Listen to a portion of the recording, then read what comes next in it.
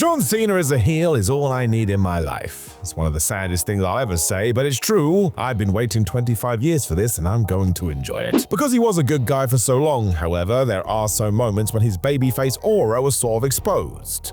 Suppose you could call it bad booking, but still, John has a lot to answer for. So I am Simon Miller, and do you need some examples? Bingo, let's go. Number 9, everything with AJ Lee and Dolph Ziggler. At the end of 2012, John Cena was feuding with Dolph Ziggler and his then squeeze AJ Lee. She had betrayed Cena to join Dolph, and as we were at New Year's, they chose to celebrate this by laughing at John. Cannot do that on Raw or any wrestling show, so here he came. It started out pretty poor as Cena has taken his pain and decided to invest some serious time in Photoshop. He showcased some super immature images he'd made. This was how Vince McMahon saw his baby faces. Once he was done there though, Cena had his big reveal. As he thought Ziggler and Lee were full of it, he did indeed drop gallons of poo on their heads. That's right, that's what he did. Now really that makes him insane, because what? Also, where did this poop come from? Who helped him set up the machine? And why would you do this? It's most definitely illegal. It doesn't do much for the whole I'm a bigger and better person than you either. It's like Batman's no-kill rule. That's all well and good, but if Batman then rips out your heart and says, well, you're gonna die, and the justification is I just let your body do the work, well, that's nonsense. This wasn't good. Number 8, fine speech. I love a John Cena fine speech. I actively look forward to him saying those words because it means verbal death is coming. That dude can roast people. The funniest part is it usually comes after a superstar that Cena is feuding with has dug deep into their heart and delivered a very emotional promo. So right away, even saying fine speech is diminishing that. He may as well go, oh, good try, little buddy. 9 times out of 10, John then does win the war of words because my gosh, he was the biggest star in the company, so he had carte blanche to go off. It was often like watching a wounded puppy be put to sleep. It was just a massacre. Of course he would be so cutting, the babyface allure sort of faded away as he spoke what he deemed to be the truth, but look, he was superb at this. Sadly, some wrestlers did get caught in the firing line, and if you didn't like Cena, well yeah, I get it, he wrecked people. Was it always delivered in a superhero way though? No, I really think it comes down to John's longevity. Imagine he was never allowed to do this. His act, which did rub some people the wrong way anyway, would have been hit even harder after 15 or so years. The truth is, every now and then he needed this edge.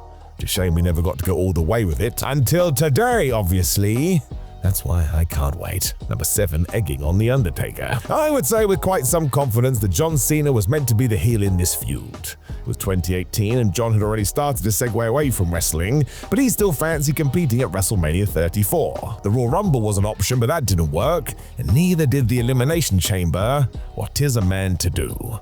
Well, that's easy. Let's just call out The Undertaker. In that way, as the last time we saw the dead man was at WrestleMania 33 at a match with Roman Reigns that wasn't all that great.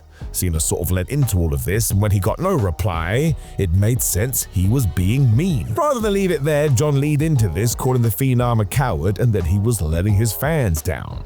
Let's remember for a second that Taker had said nothing about Cena. He just lost his mind one day. This was all about John too. He said it himself, how do I get to WrestleMania? I've got an idea. I will just be an asshole to this legend.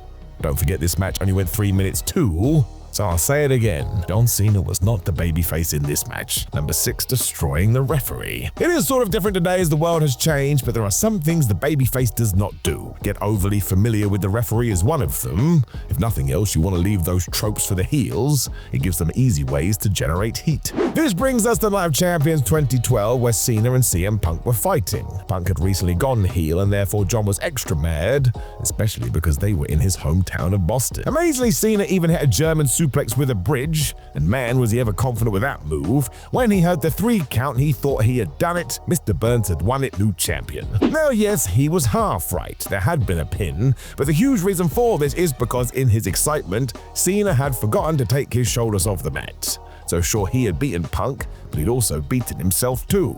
That doesn't sound very good. The referee took the title away from John and gave it back to CM. Because it was a draw, it meant he doesn't get the championship. Now, rather than sort of shrug this off and accept a very fair ruling, Cena went totally mad. He got right in the official's face, complained his dad was watching from the front row, and basically said a draw was BS. Dude, I don't want to be that guy, but it was sort of your fault. Eventually, Punk just smashed him in the head with the title, and look, he shouldn't have done that. but somebody did have to quieten Cena down. Do not forget that this didn't help John at all.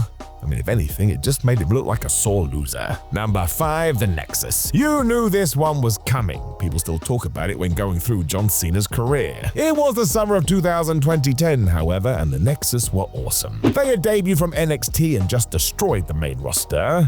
They were so aggressive, Daniel Bryan got fired. That's a different story. Now, Cena winning at SummerSlam on the screen was fine. Nexus were meant to be terrible people, and Cena was fighting for the WWE. Him winning a match against all odds was WWE fodder too. The problem was, this was the wrong move. It means we are now sort of pulling the curtain back, and in that sense you have to bring Vince McMahon into the conversation. He's the one making the calls. When you do have the likes of Chris Jericho and Edge come out after the fact though and say, yeah, Nexus should have won at the pay-per-view too, well, something's going on. It wasn't structured very well either, as the Nexus had the numbers game towards the end of the match.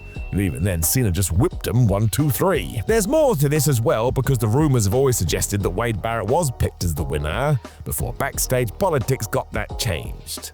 This really does need to be studied properly. Either way, it was an error, and as John Cena was involved on the wrong side, yeah, Nexus were never the same again either, and the speed to which they didn't matter anymore. We really did not need to do this. Number 4 versus The Rock. So this is the other side to what we just talked about. Because John Cena was John Cena, he sort of got to call his own shots here and there, and he made such a decision with The Rock feud, and my gosh, we may never get anything like this again. It all kicked off after The Rock returned to the WWE in 2011, because of course he was going to be crazy over. It's The Rock, and he was back. Cena at the time was also one of the most polarizing top guys ever, but that worked in his favor. Just meant wherever he went, you got all the noise, and actually, it was pretty damn great. John wasn't an idiot either and knew that if he was going to go toe-to-toe with the Great One on paper, he'd most likely be the heel. So throughout all of this, he just went off again, and my gosh, it was the most gripping TV for years. The story has always been The Rock knew nothing about the promo notes on your wristline either, which is super heel tactics, and it did lead to real-life heat between them, or so it is said. Really, all we got here was chaos and noise, which is why it was so great. But yes, let's just do it if we are going to break it down. Who was acting more like the heel? That guy's name was John Cena. Number 3, the duct tape. 2010's big feud was John Cena versus Batista, which made all the sense. They were the two biggest stars in the company. The Animal had won the WWE title at the Elimination Chamber in February before Cena won his gold back at WrestleMania 26. That just means we have to go one more round. Thankfully for Big Dave, it was Extreme Rules, so somebody booked a last man standing match, and yeah, they kicked the crap out of each other until both were like, man, nothing is working. Cena then decided he would go bonkers again and kind of go crazy with the rules, because as soon as he could, John duct taped Batista around reach of the ring post, meaning he was now stuck. So make sure you think about this. It wasn't that Batista could stand up, he wasn't knocked out. Cena had just made it quite literally impossible for the guy, and he even stood there and gloated while this happened. Dare I say it, John was very proud of himself. And yes, this was legal, he wasn't breaking the rules, but he came across like such a cheap coward.